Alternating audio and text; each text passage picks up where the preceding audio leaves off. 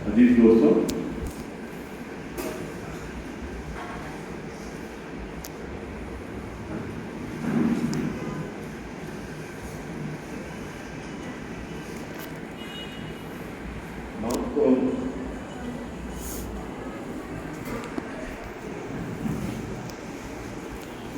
मौत को आखिरी मंजिल को नहीं कहते।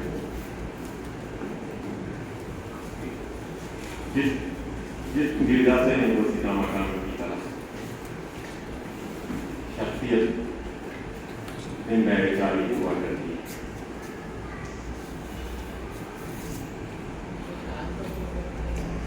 आज हम लोग तो यहाँ पे जमा हुए की मुहब्बत में जमा हुए, लेकिन मैं आप यकीन दिलाता हूँ आपको, मैं आपका तो आप मेरे हैं।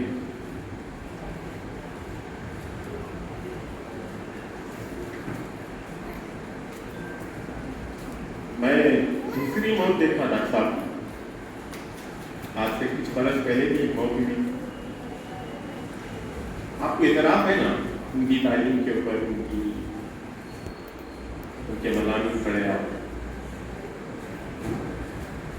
इल्म का दरिया था, इतिराफ लिख गया, और एक बड़ी मुफ्ती से मजलूम ले गए, तेरे से बात सुने ना।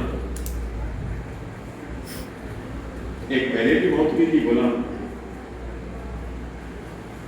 उन साहब के पूरी अपना दांत को किसी ने जाली करा दिया।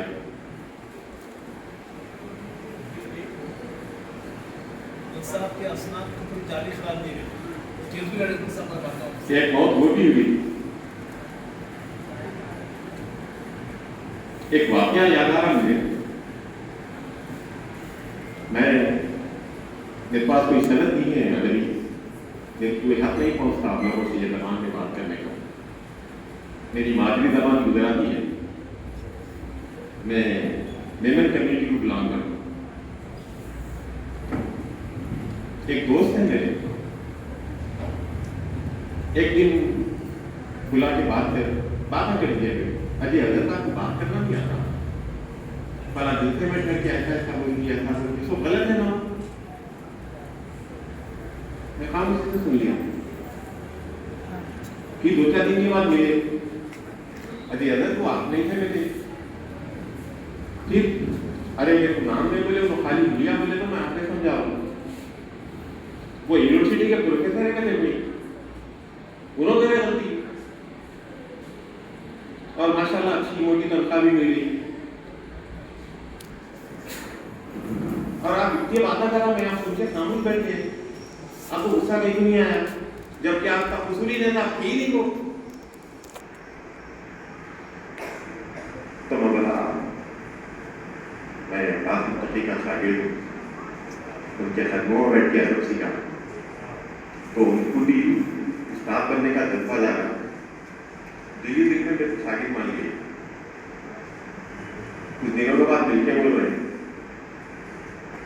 अभी आप कहीं भी अगर जाएंगे ना तकरीर वगैरह करने या कुछ भी बोलने या कुछ भी लिखे करे, तो एक नजर बता लेना।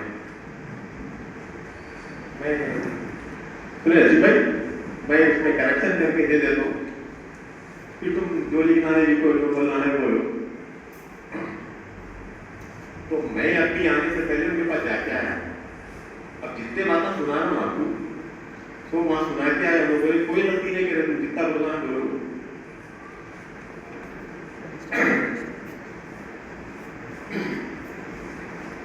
फिर कुछ दिनों के बाद एक ऐसी मैसेज चली गई थी,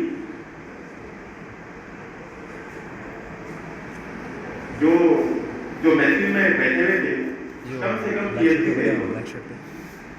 उनकी तालीमी सलाह है, उसका जो लोग के पास पीएचडी के ऊपर के लोग बैठे थे, उन सब के दायरे में बैठे थे, छोटा सा बल्ब जल रहा मुसाफ के पास, और रोशनी में बैठ के गुफ्तगू हो रही।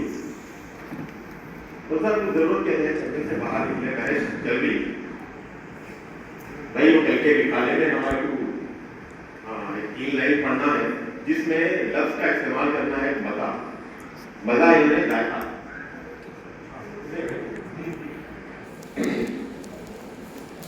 इतने में एक कंप्लेंट कर रहे थे बल्दिया, मतलब एक अच्छी बात कर रहा हूँ,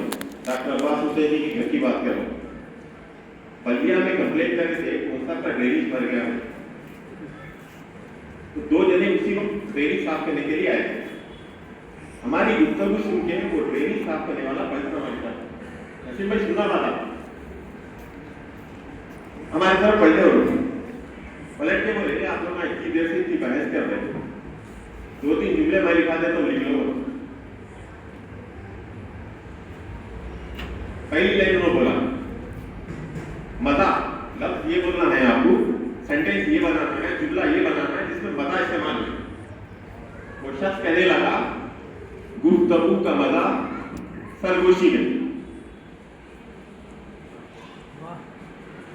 गुफ्तगू का मजा सरगोशी में। और एक लाइन बोले बोसे का मजा दातन से। तीसरी लाइन बाप बनने का मजा बेटी से। कौन बोल के गया?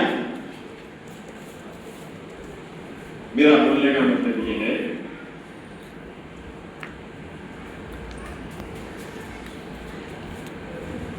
अगर आपको अखलाक सीखना है, किरदार सीखना है, अदब सीखना है, मेरे आका के रास्ते पे चलना है तो इन बुजुर्गों के कदमों में आपको बैठना है।